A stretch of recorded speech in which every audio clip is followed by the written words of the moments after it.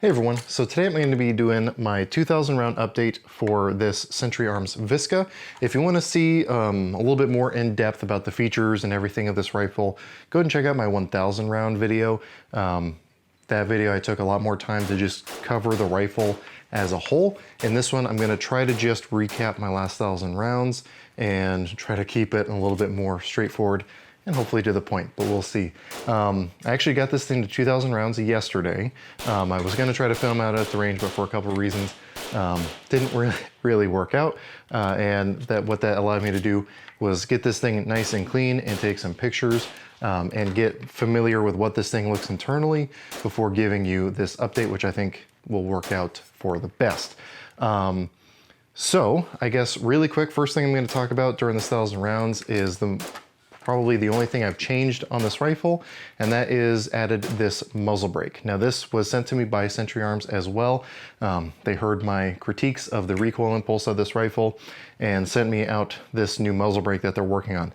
I don't know if these are on the market yet. They said that they're going to be introducing them soon if they're not already. It's basically a 14x1 left-hand thread clone-ish of the Bulgarian muzzle brakes, which I'm obviously a big fan of. I have it on my SLR 107 and I have one on my Bulgarian AK-74, and it works pretty well on this one, and I can say has vastly improved the feeling of the recoil impulse of this rifle.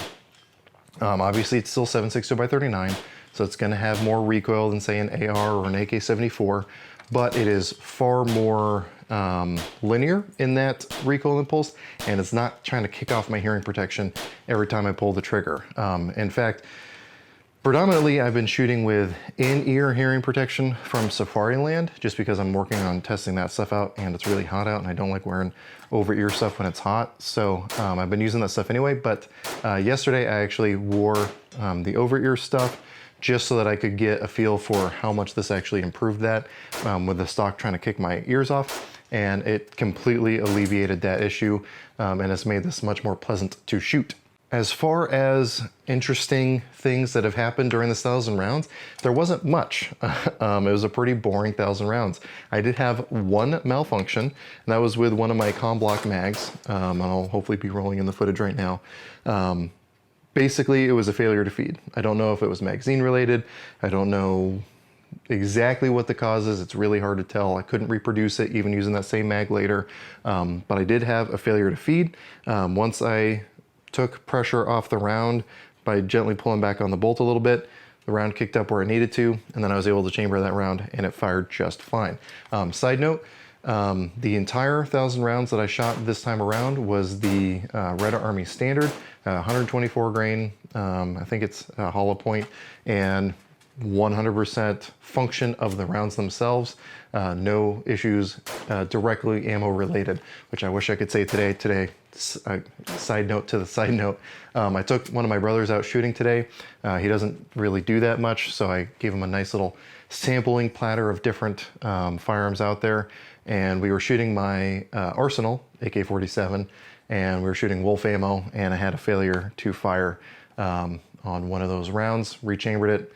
Still an issue, so definitely a dead round, not a problem with this 1000 rounds of Red Army Standard. In case you don't remember, the first 1000 rounds was half Barnaul, 123 grain full metal jacket, and then the last 500 rounds was that Red Army Standard. Again, this one, 100% Red Army Standard, and it ran really great, and very, very happy with the results, especially accuracy-wise, which you'll see here in a minute.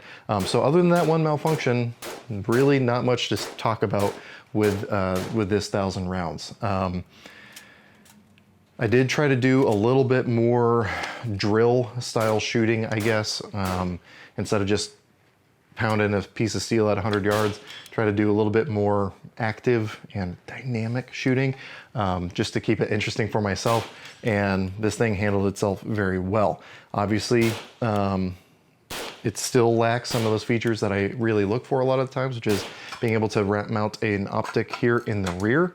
So I couldn't really do much as far as the accuracy testing goes, just whatever my eyes can do with the iron sights. But again, as you'll see, I think we're doing okay. Not excellent, not phenomenal, but pretty dang okay for my eyes with AK iron sights. So I guess let's go ahead and jump into the accuracy. I'm gonna go grab my target from yesterday and we'll dive into it. All right, so just like with the first 1,000 rounds, all of these groups were shot at 25 yards, and I know that is not very far, but as I've explained before, the way my eyesight works, especially with AK iron sights, I have a really hard time being precise with them, getting a good consistent point of aim and all that fun stuff. So it's not a linear equation for how big my groups are with iron sights at different distances. The further it gets out, the worse it gets. So doing it at 25 yards, we're gonna take that into account when we measure these groups. With these two top groups, all the groups you're gonna be looking at are 5-round groups. These first two were shot with the rifle cool. I'm not gonna say cold because I've been shooting already, but not really, really hot. And other than the flyer on this one, we're looking at right around 2.5 MOA, a little bit better with this one, and we have this night tight cluster of all 5. Then I went through 3 full magazines, not mag dumping out of respect for other people on the range, but going at a pretty good clip just to get the rifle nice and hot. And then I shot these bottom 2 groups here. And one of the things you'll notice is there's a point of impact shift up on this first group, a little bit lower on the second group, and basically that's because I changed what my point of aim was gonna be originally, and with the first 1,000 rounds, I was trying to cut these diamonds in half, and I realized that I was having a hard time keeping that vertical distance the same. So from here on, with the bottom 2 as well, I just tried to put the bottom of the diamond right on top of the front post, and I found it to be a little bit more consistent that way. But if we look at the ones down here on the bottom of the paper, again, we're looking at, if you extrapolate out to what these groups equivalent would be, we're looking at between 2, 2.5, with including flyers, getting close to 2.5 to 3 MOA, with group sizes between the smallest one being right at like 0.6 center to center, to the largest ones being right around 1 inch, including the flyers. So again, as I said before, this gun is definitely more accurate than I am, which is a very good thing to see. And I really think with the ability to have a rear-mounted magnified optic, we'd be able to shrink these groups even more because I can then get a more precise point of aim. But again, we're kind of stuck with that the way things are right now. Now, one of the other things that it's obviously important to those of you watching this video is how this rifle is wearing internally. So I'm gonna start rolling in pictures, and generally speaking, things are kind of where they were before.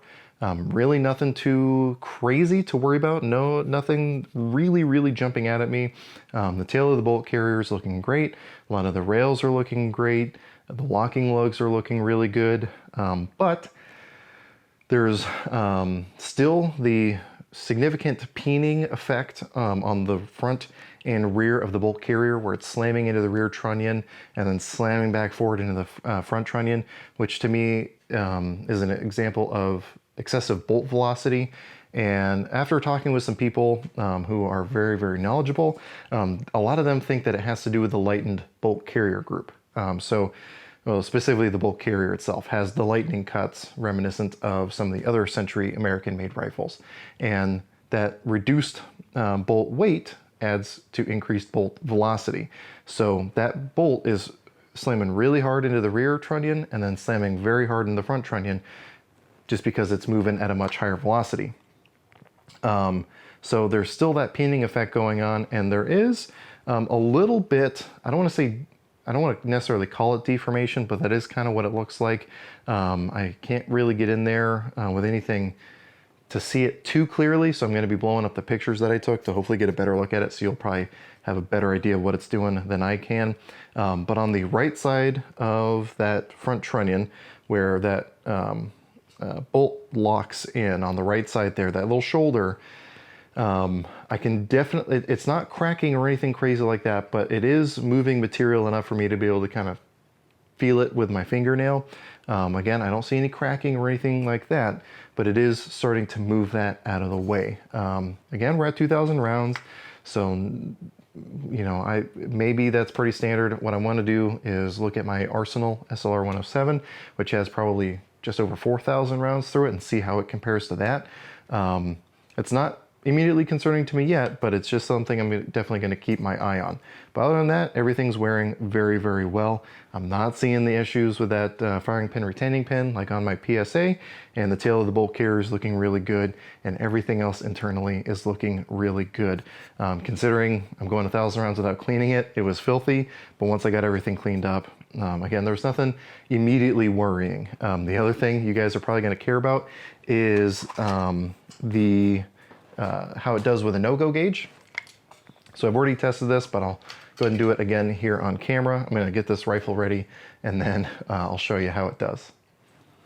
So we have the same climber no-go gauge that I used after the first 1,000 rounds, as well as at the when I was doing the testing with that Palmetto State VSKA.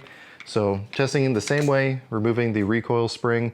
I'm going to pull the bolt back in front of the ejector, and then gravity check good. I'm going to catch the rim of the case on the extractor so that we don't have to worry about the extractor getting in the way. Again, I know this isn't the ideal way to check headspace, but it's field expedient. Hopefully you can see that in there. And we're going to apply forward pressure and not going anywhere. Again, the chamber has been cleaned. Everything has been cleaned. And again, forward pressure. We are still very, very far from locking. Hopefully you can see it from all the way over there. And again, pressing nice and hard, even smacking it on the back. We're not even close to it closing. So really good sign there. Catch this on its way out. So that's a really good thing. And I can say the action is getting pretty slick as well. I think just with more time, it'll slick up even more, because it was really, really rough before putting any rounds through it. That manganese phosphate coating was just really grating on itself. But now 2,000 rounds in, the action is pretty smooth. So again, nothing too concerning for me there. So as I've said before, currently I have enough ammo to get this thing up to 2,500 rounds. I'm going to be talking to Sentry, seeing if they want to keep sending out ammo for me to keep running through this. If not, I'll probably foot the bill, or my patrons will help me foot the bill to get this thing at least to 3,000. Because I really want to see how things continue to progress, or if they progress at all. I'm kind of hoping things have kind of worn in as much as they're going to, but we'll see how that goes.